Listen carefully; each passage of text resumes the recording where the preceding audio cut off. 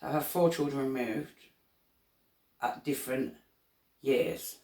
So I had my daughters removed age 2 and 3 in 2008, and then I had a daughter I had at birth removed in 2010, and then they've been adopted. Okay. Through technology and Facebook. I do have contact with my eldest one. She never felt at home with the adopted parents by the time she'd got adopted. She's never settled in. She's felt she's been treated different to her sister. The two was adopted together, and it was her younger sister who found me on Facebook, aged 13, 14, through Facebook. And her elder sister, who's 10 months older, didn't want nothing to do with me. Then she came to Nottingham to meet the other family members, supported with the adoptive parents. I don't think I was too happy about it the first time or whatever. I'm not too sure about that the first time she came. But then after my family members speaking about me, curiosity got the better of her. She wanted to meet me. This was 2.5 years ago. Today she lives with me. It's my fault my children are adopted. I accept full responsibility. And I definitely wasn't in a place to parent my children at that time. But I think I was in the same place with my child that's 4, that lives with me. Yeah? Yeah. When he was born, as I was with my children that was removed at me age 2 and 3, and my child that was removed from birth. You know, I was in jail, but I got out 10 weeks later and the pre-birth assessment started. The difference was, because of my previous experiences, I went about things differently with my son. I had my son. He was taken 10 days later because he was born a month early and it was Christmas and no courts was open. And I pushed to breastfeed him. They didn't really want to support it. And I was just like, no, this was within my rights. You're not stopping it. And I pushed and pushed and I got that. I made sure that at every visit I had with the social worker when I was pregnant was somebody, a professional person from another professional agency that was supporting me was at that visit. And that everything that I was not happy about and questioned, or that the social worker then wrote about and twisted or lied on, that we had documented it all. And so when my son was removed and the evidence was produced to him for him to be removed, we called a meeting with a manager, and I'd run around and got all the evidence to contradict the social worker's evidence, saying that I was caught in detox with needle and drugs and kicked out. No, I wasn't searched properly on admission and had a needle and a crack pipe basically. And I handed it in to the manager and I completed my treatment. So I rang up and got a statement from the Woodlands, from the ward manager, that I completed that detox treatment. She said that I'd failed to collect my methadone on discharge.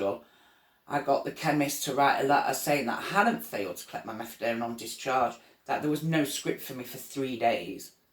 So had I got discharged from the detox centre and my methadone script had been in place, my son might not have had to be removed into care when he was born for 5.5 months.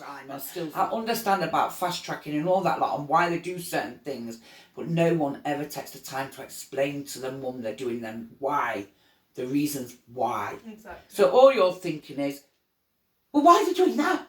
And you're freaking out, you're a week off drugs, you're newly clean, you're dealing with normal life, and you've got no support to fight these scary people who you think and feel are just there to take away your children. Exactly. First case proceedings, I felt like I didn't have a chance. I was being accused of harming my children over an accident, and so basically I was on bail, being accused of hurting my children and being assessed to have my children back. So the social worker wouldn't do anything to support me in getting my children back. she never told me what she expected from me. She never said, right, you need to go to detox, or right, you never, just did nothing. I just wasn't strong enough on my own. I didn't have an advocate in my corner. I didn't have any knowledge of how to do anything. With my youngest son, because I was already aware of how social services can manipulate and twist things and make personal judgments that they're not meant to make, instead of sticking to the facts, that I made sure that I had someone there who could verify, who had a voice more than mine, because my voice wasn't trusted against the social workers. And that's why I feel that all sessions should be recorded whenever having a pre-birth assessment.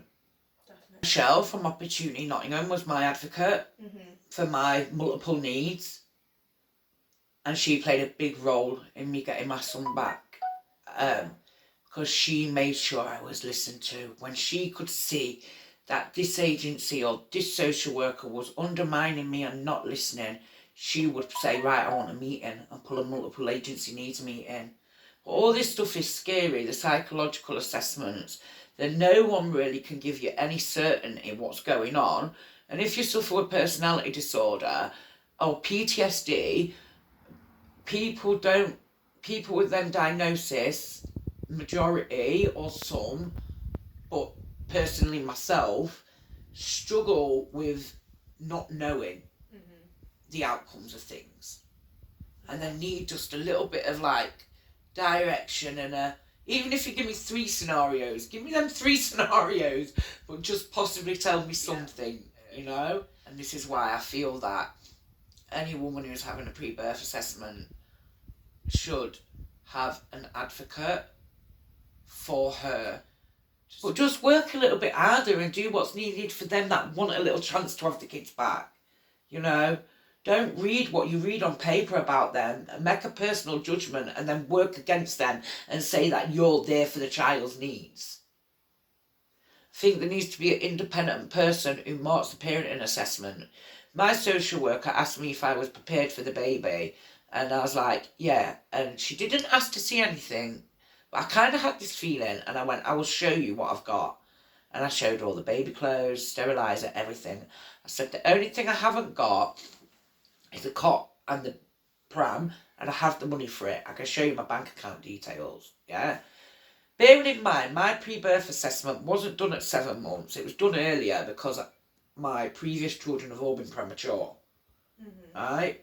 So you don't really buy prams and that till near the end of pregnancy, especially if you're superstitious, because some people don't like them in the house, yeah? And so I told her I had everything apart from the pram and the cot, and here's the money. And she said, well, I suggest you don't buy anything else until you know what's happening with the baby. Then afterwards, when I was going through all my pre-birth assessment, after my child's then been removed, and I got a copy of it once my child's going through the court proceedings, once he's born and is now actually a person, you know, and she'd marked me down on my pre-birth assessment saying I was unprepared for my child's birth. The effects of having 2 children removed destroyed me. It took me to lower, deeper levels. It made my mental health worse. But having the advocate and the help and the support by professionals that was already in place for me, because I was lucky, I was a lucky one, you know, that gave me the confidence to get Abraham back. I think it shaped me that I don't trust professionals. My experience with social services that shaped me has come through Opportunity Nottingham, really, if I'm honest, through Katie, through Michelle believing in me. They was like the only 2 people who believed in me, because they knew me, because they'd been around me a long time, who believed that I had it in me. And that's what I needed. The specialist service for mental health, the special services for drug and alcohol, the special services for sexual violence, the special women's centres, domestic violence for men. Why is there not a specialist service for pregnant women who are being assessed by social services. And what there needs to be someone there who's there for that mum. Like, I didn't want to hold my son when he was born because I knew he was going to be taken.